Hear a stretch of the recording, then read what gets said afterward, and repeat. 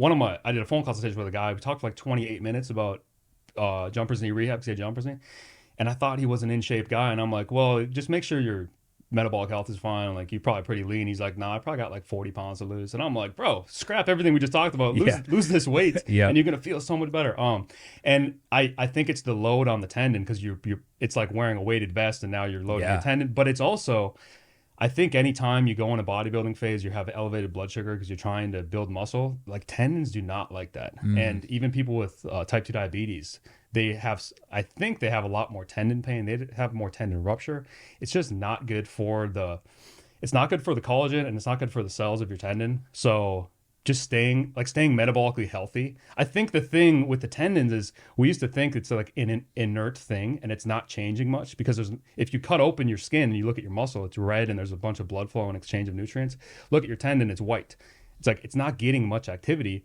So then you'd be like, well, metabolic health doesn't matter. I don't need to watch my sleep and make sure my blood sugar is low, but it's like, it actually does.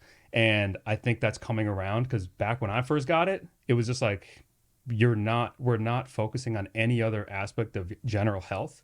It's just rest your tendon and do some PT and we'll be good. But it's like, I think you should have had a talk about like, if you're carrying some excess body fat, I would assume you have elevated blood sugar chronically, and that's not good for your tendon. And I bet you that's going to be causing, it could be causing more tendon pain. I think you probably maybe get like swelling of the tendon. So that's definitely a thing is like you trying to gain weight. And that's a weird thing with athletes is like, if you trying to do bodybuilding phases or something, trying to build some muscle and they start to run into some tendon pain. I think it's rare, but that could be something where it's like, all right, let's slow things down. Yeah, I agree. Yeah. Well, also I think these traditional block, like, okay, hypertrophy phase, strength phase, inevitably, even if you say you're still going to jump and play basketball, you're going to do less of it because you're going to be sore from the weight room. So you're going to do a little bit less and then you're not getting the spring on the tendon.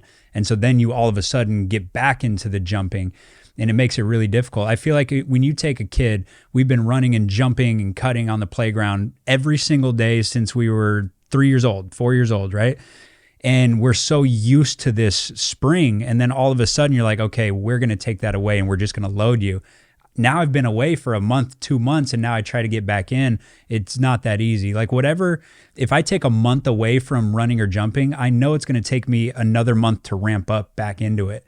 I can't just hop back into the jumping stuff or my tendons are going to feel terrible. Yeah. So I think it's like, there's probably the body weight itself. Like you said, it's weighted vest. And I noticed that trend with NBA players. They put 5 or 10 pounds on, whether it's muscle or fat, they're probably going to start to experience a little bit of tendon pain if it happens really quick, short period of time.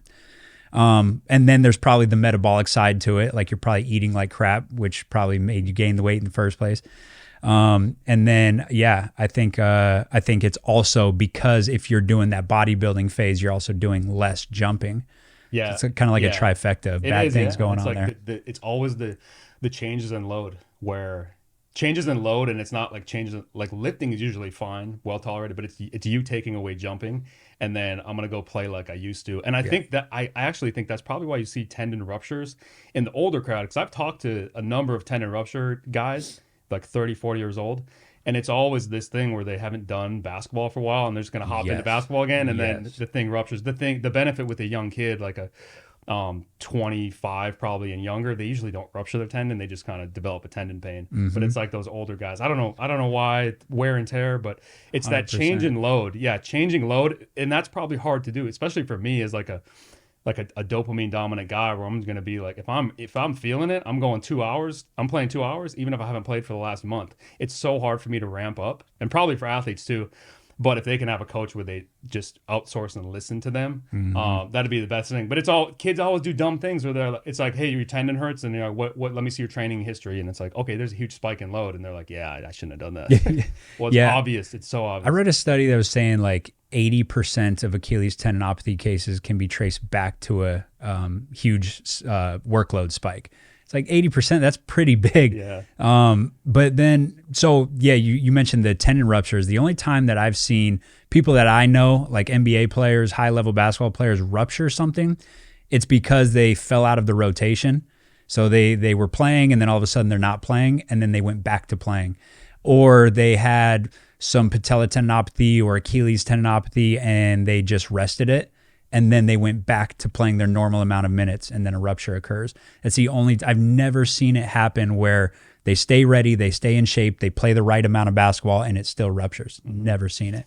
I think we were saying that term calibration earlier today. Yeah. And I think that's what it is. It's because the tendon world is so, I hate when they talk about tendon strength and tendon stiffness, because measuring tendon stiffness is, there's many different ways and it's never well controlled to see if it's increasing or decreasing. And I'm like, I think by the time you're 17, your skeletal mature, your tendon's stiff, it's ready to go.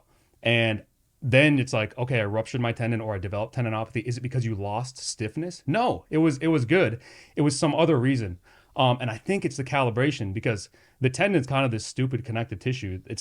There's not much innervation with the tendon. You know how you can control your muscle with your brain, you can contract your muscle. You can't sit here and contract your tendon. So it's responding to the muscle and it's responding to the bone end. So it's just like this guy that is subject to what's happening at the muscle, what's happening at the bone. And I think when you take time off, I mean, you know it, the calibration, you're calibrating your movements goes out the window. Yeah. You don't know how to, you kind of don't move as well. And I think because the tendon is just a stupid connective tissue, it takes up the load that you're not able to like maybe take with the muscle, or maybe your bones are in a bad position. And the tendon is just this middle guy who takes the brunt of it. It's the same thing when you take rest and you get delayed onset muscle soreness. I would have to assume that you're getting similar effects at the tendon. It's just that it might be a little slower to develop a pain in the tendon. But the muscle is so sensitive how, like, if you change loads, like you haven't lifted in a long time, you haven't played basketball in a month, you go play basketball for an hour, you can't even walk the next day because you're so sore. And I'm like, you feel the sensitivity in your muscle. A lot of people aren't developing tendon pain, but I bet you're getting some damage to your tendon because the calibration's off. And that's where it's just like, keeping in the activity that you want to do in some form, keeping it in all the time, I think it keeps your body well calibrated so that you're not getting unnecessary loads on your tendon. Yeah.